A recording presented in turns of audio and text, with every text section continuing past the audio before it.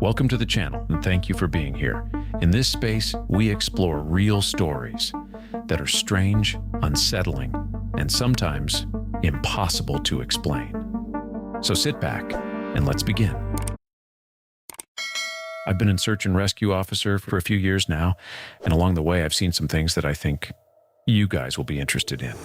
I was teamed up with another search and rescue officer because we'd received reports of bears in the area. We were looking for a guy who hadn't come home from a climbing trip when he was supposed to, and we ended up having to do some serious climbing to get to where we figured he'd be. We found him trapped in a small crevasse with a broken leg. It was not pleasant. He'd been there for almost 2 days, and his leg was very obviously infected. We were able to get him into a chopper, and I heard from one of the EMTs that the guy was absolutely inconsolable. He kept talking about how he'd been doing fine, and when he'd gotten to the top, a man had been there. He said the guy had no climbing equipment, and he was wearing a parka and ski pants. He walked up to the guy, and when the guy turned around, he said he had no face. It was just blank. He freaked out and ended up trying to get off the mountain too fast, which is why he'd fallen. He said he could hear the guy all night climbing down the mountain and letting out these horrible, muffled screams. That story bothered the hell out of me. I'm glad I wasn't there to hear it. I have a pretty good track record for finding missing people. Most of the time, they just wander off the path or slip down a small cliff, and they can't find their way back. The majority of them have heard the old "stay where you are" thing, and they don't wander far. But I've had 2 cases where that didn't happen. Both bother me a lot, and I use them as motivation to search even harder on the missing persons cases I get called on. The first was a little boy who was out berry picking with his parents. He and his sister were together, and both of them went missing around the same time. Their parents lost sight of them for a few seconds, and in that time, both the kids apparently wandered off. When their parents couldn't find them, they called us, and we came out to search the area. We found the daughter pretty quickly, and when we asked where her brother was, she told us that he'd been taken away by the bear man. She said he gave her berries and told her to stay quiet, that he wanted to play with her brother for a while. The last she saw of her brother, he was riding on the shoulders of the bear man and seemed calm. Of course, our first thought was abduction, but we never found a trace of another human being in that area. The little girl was also insistent that he wasn't a normal man, but that he was tall and covered in hair, like a bear, and that he had a weird face. We searched that area for weeks. It was one of the longest calls I've ever been on, but we never found a single trace of that kid. The other was a young woman who was out hiking with her mom and grandpa.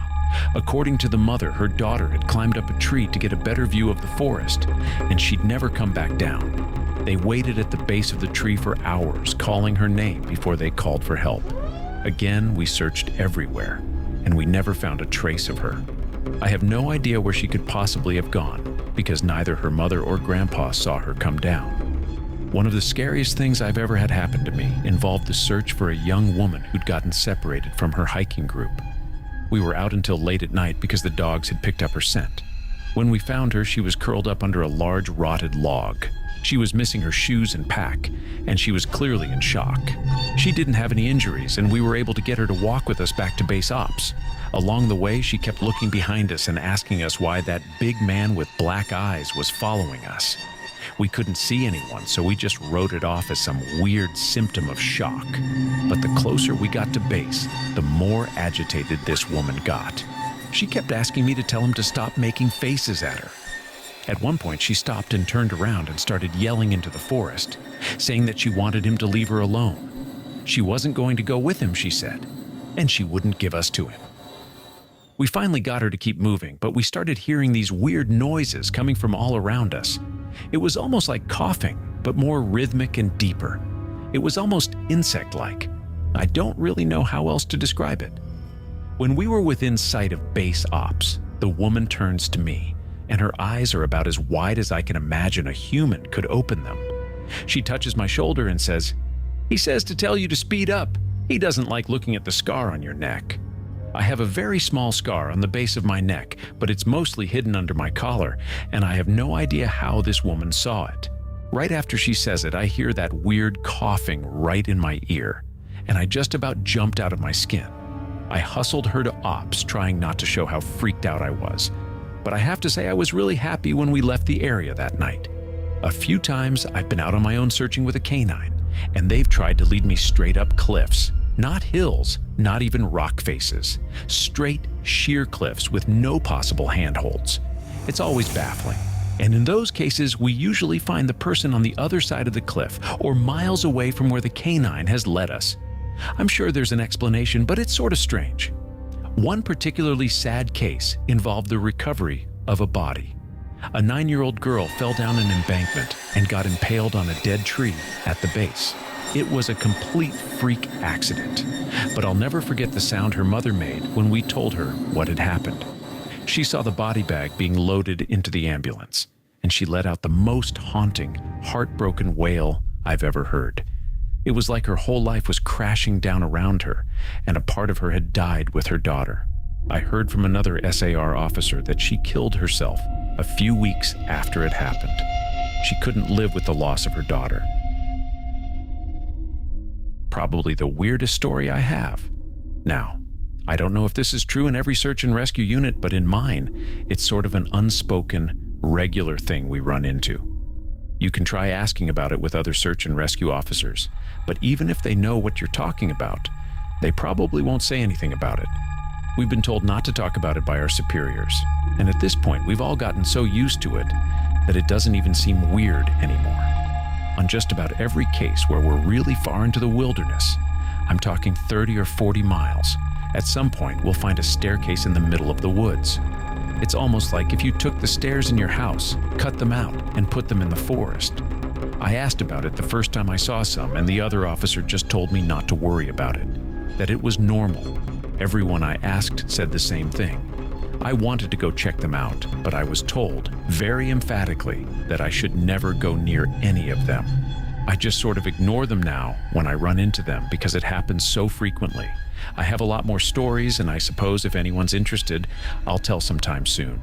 If anyone has any theories about the stairs, or if you've seen them too, let me know. Missing kids are the most heartbreaking. Doesn't matter what circumstances they go missing under, it's never easy. And we always dread the ones we find deceased. It's not common, but it does happen. I'll share one story that I think about a lot that I witnessed personally. A mother and her 3 kids were out for a picnic in an area of the park that has a small lake.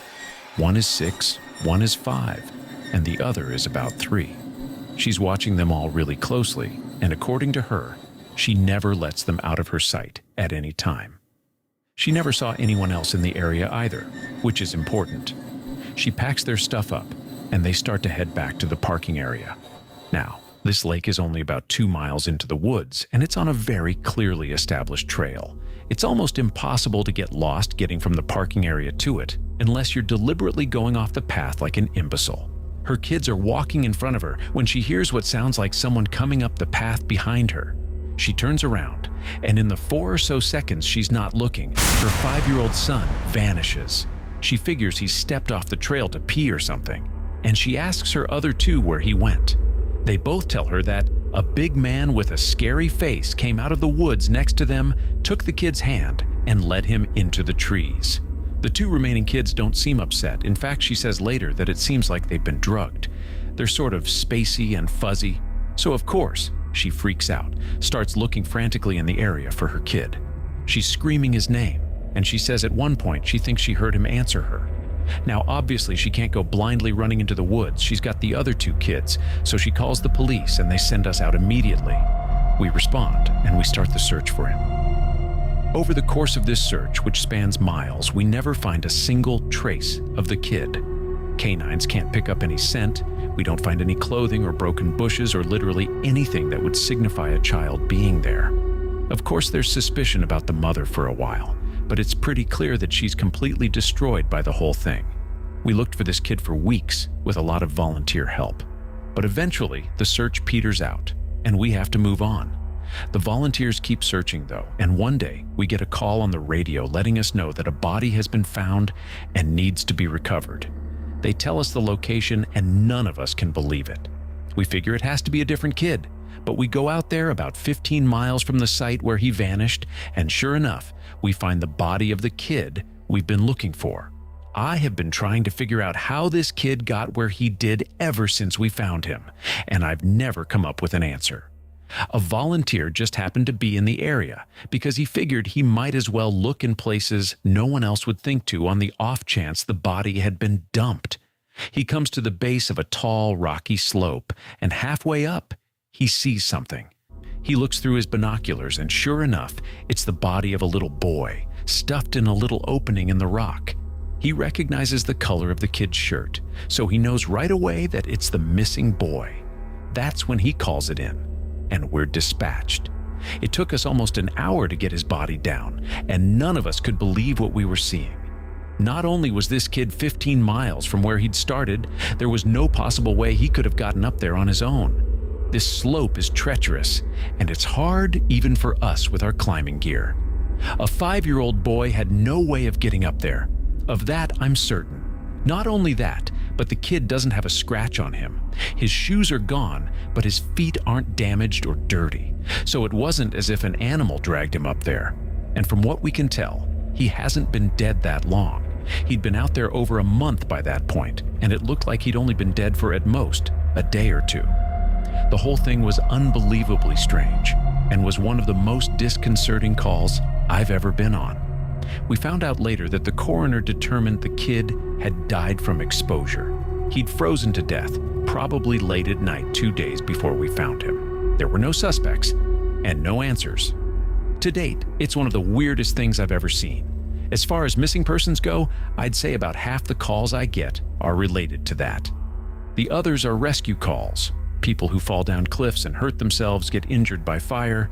You wouldn't believe how often this happens, mostly drunk kids. Get bitten or stung by animals or insects.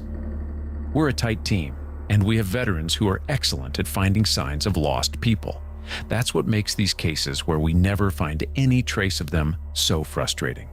One in particular was upsetting for all of us because we did find a trace of them, but it just led to more questions than answers. An older man had been hiking alone on a well-established trail, but his wife called to say that he hadn't come home when he should have. Apparently, he had a history of seizures, and she was worried that he hadn't taken his medication and had suffered one out on the trail. Before you ask, I have no idea why he thought it was okay to go out alone or why she didn't go with him. I don't ask about that kind of thing because past a certain point it really doesn't matter. Someone is missing, and it's my job to find them. We went out in a standard search formation, and it wasn't long before one of our vets found signs that the guy had gone off the trail. We grouped up and followed him, spreading out in a fan to make sure we were covering as much ground as possible. Suddenly, a call comes over the radio telling us to all head back to the vet's location. And we come right away, because this usually means the missing person is injured, and we need a full team to help get them out safely. We meet back up, and the vet is just standing at the base of a tree with his hands on the sides of his head. I ask my buddy what's going on, and he points up into the branches of this tree. I almost couldn't believe what I was seeing, but there's a walking stick dangling from a branch at least 30 feet off the ground. The little strap thing on the handle has been looped around the branch, and it's just hanging there. There's no way the guy could have tossed it up that far, and we don't see any other signs that he's still in the area. We call up into the tree, but it's obvious no one's in it. We're all just sort of left scratching our heads. We keep searching for the guy, but we never find him. We even bring our canines out, but they lose his scent long before this tree. Eventually, the search is called off because there are other calls we have to attend to. And past a certain point, there's not much we can do. The guy's wife called us every day for months, asking if we'd found her husband, and it was heartbreaking to hear her get more and more hopeless each time. I'm not sure why this call in particular was so upsetting, but I think it was just the sheer improbability of it. That, and the questions that were raised. How the hell had this guy's cane ended up there? Did someone kill him and toss that up there as some weird trophy? We did our best to find him, but it was almost like a taunt. We still talk about that one from time to time. A lot of my less outdoorsy friends want to know if I've ever seen the goatman while I've been out on calls. Unfortunately, or I guess fortunately, I've never had anything quite like that happen. I guess the closest was the whole black-eyed man thing. But I didn't see anything. However, there was one call where I had something kind of similar happen, but I'm not sure I'm willing to chalk it up to the goatman. We'd gotten a report that an older woman had fainted along one of the trails and needed assistance getting back down to the main area. We hike up to where she's at, and her husband is just beside himself.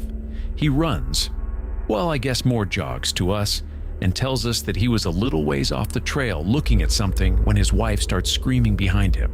He runs back to her, and she's passed out on the trail. We get her on a backboard, and as we're getting her down to the welcome center, she comes to and starts screaming again. I calm her down and ask her what happened. I can't remember verbatim what she said, but essentially, what happened was this. She'd been waiting for her husband when she started hearing this really strange sound. She said it sounded sort of like a cat, but it was off somehow, and she couldn't quite figure out why. She went a little ahead to try and hear it better, and it sounded like it was coming closer. She said the closer it got, the more uneasy she was, until she finally figured out what was wrong. I do remember this next part because it was so weird that I don't think I could forget it if I tried. It wasn't a cat. It was a man saying the word meow over and over. Just meow, meow, meow. But it wasn't a man. It couldn't have been, because I've never heard a man make his voice buzz like that. I thought my hearing aid was going out, but it wasn't. I adjusted it, and it still sounded all buzzy. It was awful. He was coming closer, but I couldn't see him. And the closer he got, the more scared I was. And the last thing I remember was a shape coming out of the trees. I guess that's when I fainted. Now, obviously, I'm a little perplexed as to why a guy would be out in the effing woods chanting meow, meow at people. So once we get down the mountain, I tell my superior that I'm going to go search the area to see if I can find anything. He gives me the go-ahead, and I grab a radio and hike back to where she fainted. I don't see anyone, so I keep going about a mile more, and I went out to see if I can figure out where she saw him coming from. It's almost sunset by this point, and I don't have any desire to be out at night alone, so I just sort of write it off and make a mental note to check it out again tomorrow. But as I'm headed back, I start to hear something in the distance. I stop, and I call out for anyone in the immediate area to identify themselves. The sound didn't come closer or get louder, but it sounded exactly like a man saying meow meow in this really odd monotone. As comical as it makes it sound, it was almost like that guy on South Park with the electrolarynx, Ned. I go off the trail in the direction I think it's coming from, but I never seem to get closer. It's almost like it's coming from all directions. Eventually, it just sort of fades out, and I ended up going back to the welcome center. I didn't get any further reports like that, and even though I went back to that area, I never heard that exact sound again. I suppose it could have been some stupid kid out there effing with people, but even I have to admit it was weird. If these stories gave you chills, just wait until the next ones. So if you want more stories like this, hit like and subscribe, because this is only the beginning. Bye.